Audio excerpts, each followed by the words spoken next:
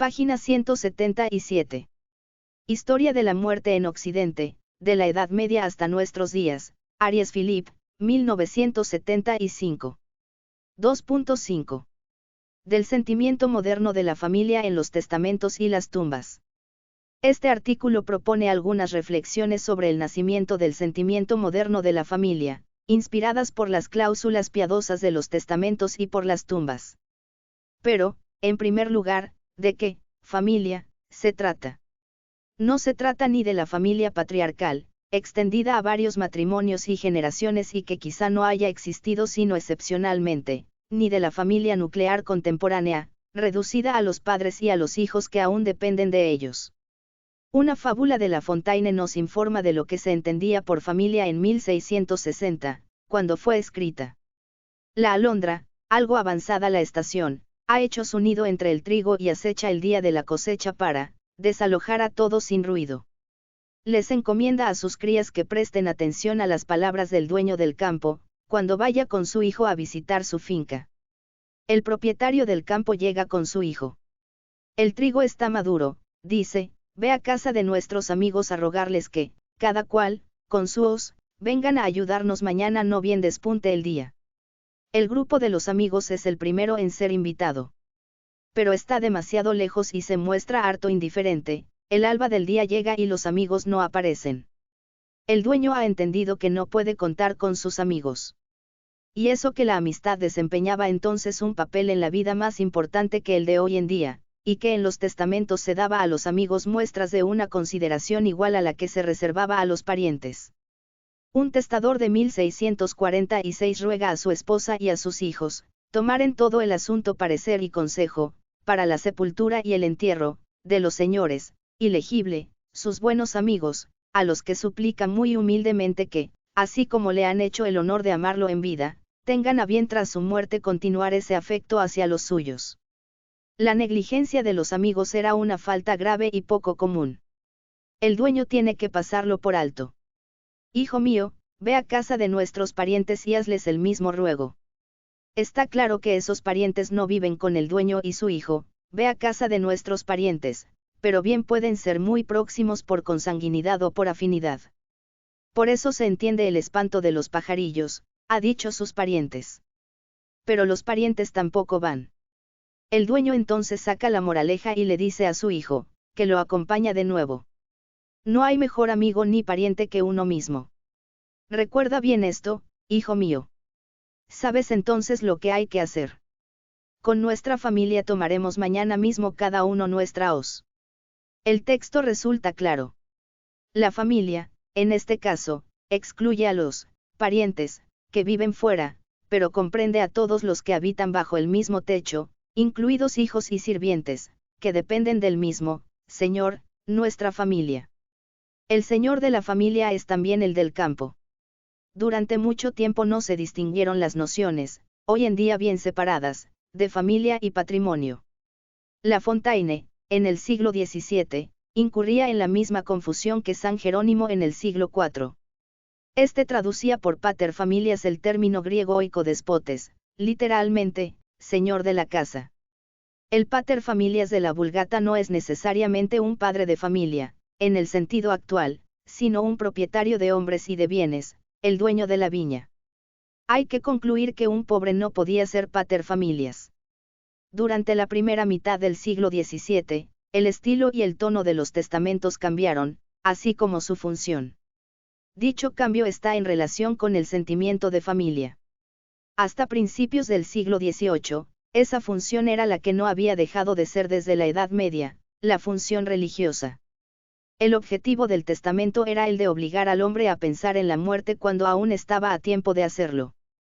Sin duda, en el siglo XVII, el testamento no era ya registrado por los curas y no se lo consideraba ya del todo suficiente, pasaporte para el cielo. Tampoco se negaba ya la tierra de la Iglesia al muerto intestado, como si fuera excomulgado. Pero si el testamento había dejado de ser un acto casi sacramental, continuaba siendo un acto religioso en el que el testador expresaba, a través de formalidades más espontáneas de lo que se cree, su fe y su confianza en la intercesión de la corte celeste, y disponía de aquello que le era todavía lo más caro, su cuerpo y su alma. La parte más extensa del texto continúa siendo ad pies causas, la profesión de fe, la confesión de los pecados y la reparación de las culpas, la elección de la sepultura y, finalmente, las numerosas disposiciones en favor del alma, misas y plegarias, que empezaban desde el momento de la agonía y se distribuían en fechas fijas, a perpetuidad. Llama la atención la minuciosidad de los detalles, el testador no dejaba nada al azar ni al afecto de los suyos. Todo sucede como si ya no tuviera confianza en nadie. Es cierto que su lecho de enfermo estaba rodeado de parientes, de amigos, espirituales, y, carnales. La habitación del moribundo era un lugar público. Pero parientes y amigos eran ajenos al drama que allí ocurría y que ellos no veían. Ese drama ponía frente a frente al moribundo, al juez divino, a los acusadores diabólicos y a los santos abogados. El moribundo estaba completamente solo. A nadie más que a él correspondía tomar las medidas para su salvación, por vía de derecho, según las cláusulas de ese contrato de salvación que era el testamento. Como solo puede contar consigo mismo, debe imponer sus voluntades a sus herederos, sean estos esposa o hijos, monasterio o cofradía. Con el rigor de un picapleitos, todo hombre del antiguo régimen no perdona ningún detalle, ni un gramo de cera ni un de profundis. Prescribe que los legados piadosos y su destinación sean expuestos en la iglesia sobre un material imperecedero, piedra o latón, para vencer el olvido de las generaciones futuras.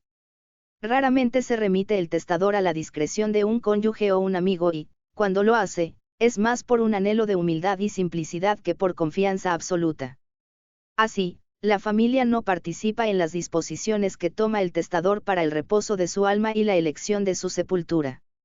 Uno llega incluso a preguntarse si aquella asistía siempre al funeral y al entierro. El luto forzaba a la viuda a quedarse en casa. Porque el testador debe exigir, en ciertos casos, la presencia de sus hijos, como si ésta no se diera por sentada. Sea como fuere, la familia está ausente, si no de las ceremonias funerarias, si al menos de las cláusulas religiosas del testamento, salvo la relativa a la elección de la sepultura, tal como se verá más abajo. ¿Qué es lo que sucede en el siglo XVIII? En apariencia, la familia no ha cobrado una presencia mucho mayor, pero su silencio posee otro sentido, pues la función y el objetivo del testamento han cambiado, y la familia ha reemplazado al testamento en el cumplimiento de las voluntades piadosas. Se advierte, en efecto, que las cláusulas religiosas se despachan en algunas frases convencionales, cuando no desaparecen. El testamento no es más de lo que ha seguido siendo hasta nuestros días, un acto de derecho privado para la repartición de los bienes del difunto. ¿Cómo explicar ese cambio? Se piensa enseguida en el progreso de la indiferencia religiosa en la época de las luces. Pero sabemos que la práctica religiosa no estaba entonces menos extendida que en el siglo XVII, y que lo estaba probablemente más que en el siglo XV o en el XVI. Las mandas piadosas continuaban siendo, en efecto, importantes. Por otra parte, existen signos particulares, especialmente en la Francia meridional, de la fidelidad del XVIII a las devociones de la muerte. Casi todas las iglesias tienen una capilla de la Buena Muerte, o almas del purgatorio, y, además, en esta época se creó una iconografía nueva del purgatorio. Así pues, no se puede explicar la desaparición de las cláusulas piadosas del testamento por una laicización anacrónica del sentimiento religioso.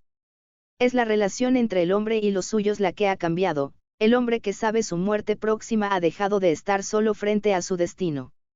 Los padres y la familia, a quienes antaño se mantenía al margen de la escena final, acompañaban ahora al moribundo hasta su último reducto a la vez que el moribundo aceptaba compartir con ellos el momento que había reservado antiguamente a Dios o a sí mismo. Sin duda ello suponía un cambio en la escatología común, una disminución del temor al juicio final o al infierno, o al más allá.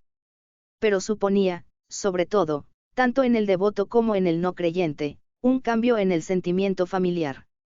El moribundo ha dejado de experimentar la antigua desconfianza con relación a sus allegados, ya no tiene necesidad de garantías legales, de testigos y de notario, para asegurar el respeto a sus últimas voluntades, al menos aquellas que conciernen a su cuerpo y a su alma. En cuanto a sus bienes, las antiguas precauciones continúan siendo legítimas. Bastaba con que sus voluntades hubieran sido oralmente expresadas para que éstas obligaran a sus seres queridos. La confianza afectuosa había sucedido a la desconfianza. En la sociedad antigua, el moribundo afirmaba a la vez su independencia respecto de los suyos y la dependencia de los suyos respecto de él.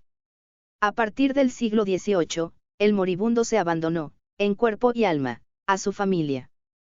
La desaparición de las cláusulas sentimentales y espirituales del testamento constituye el signo del consentimiento del enfermo o del moribundo a perder su protagonismo y a ponerse en manos de su familia.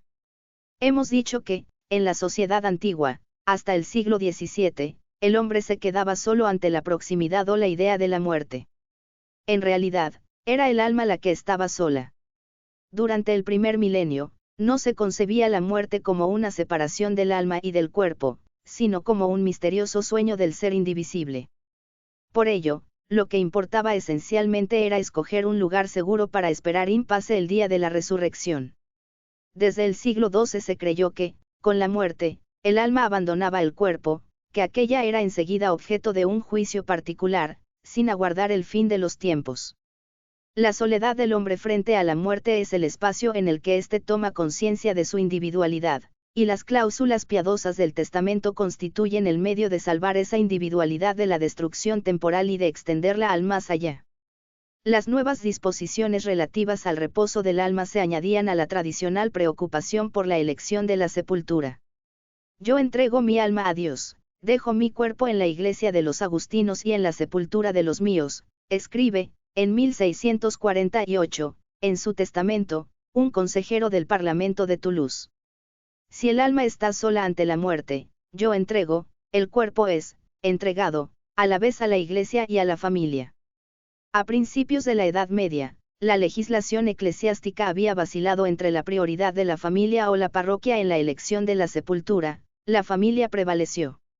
Del siglo XIV al siglo XVIII, la elección de la sepultura se inspira, así pues, en dos consideraciones: la piedad religiosa hacia la parroquia, una orden religiosa, un santo o una cofradía, y la piedad familiar, en la iglesia de Saint-Sernin, su parroquia, en la sepultura de sus antepasados, 1690, en el patio de la iglesia de Saint-Sernin, donde están mis dos hermanas, 1787, en el cementerio de los Saints-Innocents, en el lugar donde su esposa y sus hijos difuntos están inhumados, 1604. Si nos atuviéramos a la literatura testamentaria, se diría que el sentimiento familiar estaba reservado al periodo post-mortem. Nos equivocaríamos. La familia no constituía entonces el marco de la vida cotidiana. Intervenía sobre todo cuando cesaba la cotidianidad, bien en las grandes crisis de la vida, bien en la muerte. A partir del siglo XVIII, la familia entró en la cotidianidad, y la ocupó casi por entero. Por eso, desde finales de la Edad Media, el carácter aparentemente familiar de las sepelteres es, más que la expresión de una afectividad moderna, el signo de una solidaridad colectiva. En consecuencia, no hay que leer las cláusulas testamentarias con el sentimiento de un hombre actual. En primer lugar, ¿qué quería decir? Ser enterrado cerca de los propios antepasados o de la propia esposa. Olvidemos por un momento lo que sobre la escultura funeraria nos enseña pródigamente la historia del arte. Porque, en efecto, las tumbas con monumento fueron durante mucho tiempo raras y reservadas a los más grandes de la iglesia, de la nobleza o de los que visten toga. La mayor parte de los testamentos no hablan de monumentos. Designan el lugar de la sepultura, pero raramente se preocupan de hacerla visible. El lugar de la sepultura permanece anónimo. Cuando un testador escogía la misma sepultura que sus antepasados, o que su cónyuge, ello no quería decir que serían reunidos en una misma tumba, sino que sus cuerpos estarían en el mismo recinto religioso, en una zona designada por idénticas devociones, no lejos el uno del otro. Lo único que se deseaba era estar lo más cerca posible, en la iglesia del Valdese Colliers, en el lugar donde está su difunta esposa, o en uno contiguo, 1401, en los Saints-Innocents, cerca del lugar donde fueron sepultados su padre y su madre, o en otro lugar cerca de este, 1407. Lo más cerca que sea posible, se dice a menudo en los siglos XVI y XVII.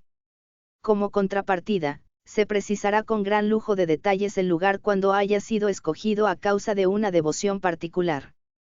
Del siglo XIII al XVII, cada vez se hará más frecuente la práctica de indicar mediante una inscripción, una imagen pintada o un monumento, el lugar preciso de la sepultura o simplemente su proximidad. Dichos signos evocarán a la familia por el blasón y por el retrato de los difuntos y de sus hijos arrodillados. Pero vamos a consagrarnos aquí a otro aspecto de la evolución que saca a los muertos del anonimato y los reúne en lo que, en los siglos XIX y XX, se convertirá en Francia en el panteón familiar. Se trata de la historia de una tumba colectiva y ya familiar, la capilla funeraria. Dicho nombre no es conocido por los contemporáneos de la época. Se decía, capilla, se fundaba o se concedía una capilla, la cual comprendía a la vez el edificio, el culto que en él se celebraba con intenciones precisas, el sacerdote o capellán que recibía unos ingresos y, finalmente, la cripta, abovedada para uso funerario. Había capillas de particulares, es decir, de familias, y capillas de cofradías. En el siglo XVII, no se dice ya solo capilla, sino que se habla también de cripta, como si el uso funerario prevaleciera. En 1604, los mayordomos de la iglesia de Saint-Jean-en-Greve conceden a Jérôme Seguier, consejero de Estado, presidente del Gran Consejo, una cripta, debajo y cerca del altar de la capilla construida del lado del cementerio, con el derecho de poner allí uno o varios epitafios, en consideración de la donación hecha por el susodicho presidente de un vitral para dicha capilla. Sin duda, el presidente donante se había hecho pintar, según era costumbre, rezando en una esquina de dicho vitral. Esos signos visibles dan fe del carácter a la vez funerario y familiar de la capilla, sin que fuera siempre necesario añadir un monumento más explícito. La capilla entera constituía la tumba. En Saint-Jean-en-Greve, en 1642, los mayordomos de la cofradía conceden a los 3 hijos de Eugène de Timei, que hagan transportar el cuerpo de su padre desde el lugar donde está inhumado en dicha iglesia, en el suelo, pero quizá en un féretro de plomo, a una de las criptas bajo la capilla de la Comunión, que es la cuarta y última junto a la puerta que da acceso a los Charniers, para que permanezca allí a perpetuidad y sean introducidos en él los cuerpos de su familia. En esa capilla los mayordomos les han permitido mandar poner un epitafio según las disposiciones del susodicho difunto. En Saint-Gervais, en 1603, el señor Niceron recibe de la cofradía el derecho de hacer construir una capilla y oratorio a sus expensas, y de cerrarlos con llave. La señora Niceron, sus hijos, linaje y descendientes directos a perpetuidad, podrán oír el servicio divino y hacer allí una cripta de la misma amplitud cuando les parezca bien, y hacer inhumar allí los cuerpos del susodicho señor, hijos y parentela. Era a menudo en el interior de esa capilla, en bancos que les estaban reservados y encima de sus muertos, donde los miembros vivos de la familia asistían a la misa. Un testamento de 1652 muestra cómo el presupuesto de una capilla incluía a la vez la creación de la cripta y la manutención de un capellán. El testador quiere que tras su muerte su cuerpo y el de mi muy querida y en otro tiempo bien amada esposa, sean reunidos en mi iglesia de Courson, y serán introducidos el uno y el otro en la cripta de mi capilla, que yo he hecho construir a tal efecto y mediante donación, con cargo a éstas se tomarán 300 libras por año, para la manutención de un capellán que yo quiero y consiento que celebre todos los días del año a perpetuidad la Santa Misa en mi capilla de la iglesia del susodicho Courson en memoria mía y en la de mi difunta esposa. Estas capillas quedaban en manos de la familia. He aquí una que, en 1661, pertenecía a la familia Thomas desde hacía más de un siglo.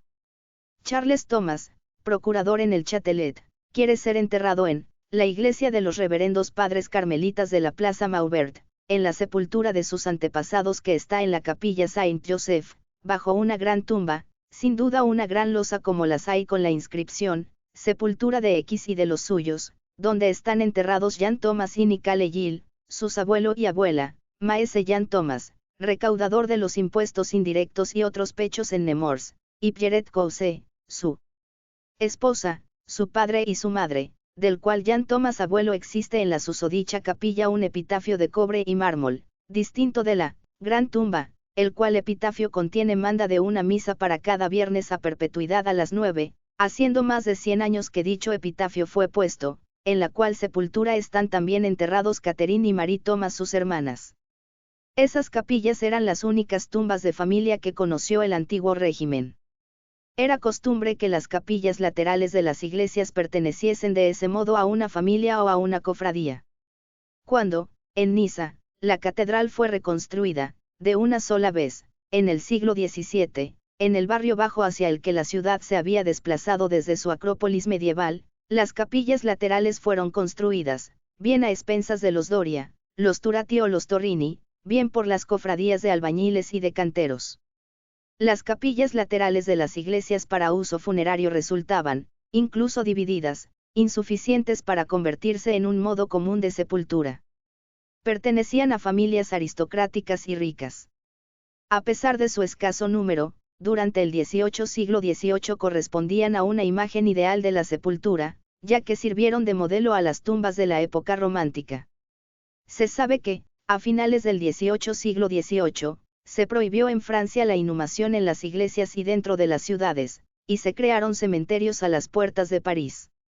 Dos tipos de monumentos fueron edificados, los unos, pequeños, destinados a un individuo o a una pareja, se inspiraban en formas antiguas y de un simbolismo tradicional, estela, columna rota, sarcófago, pirámide. Los otros, más grandes, eran copias de capillas góticas y estaban destinados a una familia. En el cementerio de Père-Lachaise, el primero de este tipo, de hacia 1815, tenemos la capilla sepulcral de la familia Greffule, reproducida en las guías de la época. Así, durante la primera mitad del siglo XIX, el uso de la tumba de familia se hizo común y adoptó la forma de la capilla. Las primeras tumbas colectivas de los nuevos cementerios fueron, así pues, imitaciones apenas reducidas de las capillas laterales de las iglesias. Después, a mediados del siglo, el procedimiento se banalizó, se miniaturizó la capilla y se la redujo a un pequeño edículo. No obstante, conservaba su forma y sus elementos, la reja de entrada, los vitrales, el altar, los cirios y el reclinatorio, familia X. En esas tumbas de familia llegaron a acumularse decenas de cuerpos durante más de un siglo, gracias a reagrupamientos autorizados por la legislación. La forma de la capilla gótica fue abandonada a finales del siglo. En el siglo XIX y a principios del siglo XX, y todavía actualmente entre las clases populares, los franceses dan fe de un gran apego a esas tumbas de familia en las que reposan con frecuencia 3 o 4 generaciones. En un mundo cambiante, en una sociedad en movimiento, la tumba se ha convertido en la auténtica casa familiar. En una localidad de las afueras de París, hace tan solo algunos años, una vieja lavandera se había apresurado a comprar su tumba en vida, como un príncipe del Renacimiento. Esa tumba la destinaba también a sus hijos. Un día se malquistó con su yerno. Entonces, para castigarlo, lo desterró del único lugar que consideraba suyo para siempre. Le dije que jamás sería enterrado en mi tumba. Así es como se pasa de las capillas de donantes en las iglesias entre los siglos XIV y XVIII, a los panteones de familia en nuestros cementerios contemporáneos. Desde su origen, la capilla, privada, fue considerada como un lugar reservado a la familia y a sus muertos. En uno de los textos arriba citados, se leía que el adquisidor de una capilla había hecho exhumar el cuerpo de su padre para transportarlo a su cripta, al que descenderían a su vez los otros miembros de la familia. El enterramiento en la cripta, reservada a una familia, se opone a la inhumación común, solitaria y anónima.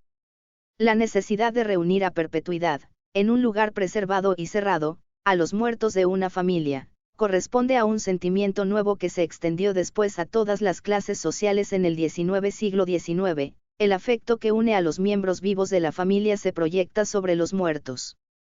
Por eso, el panteón familiar es quizá el único lugar que corresponde a una concepción patriarcal de la familia. Allí se reúnen bajo el mismo techo varias generaciones y varios matrimonios. Página 190.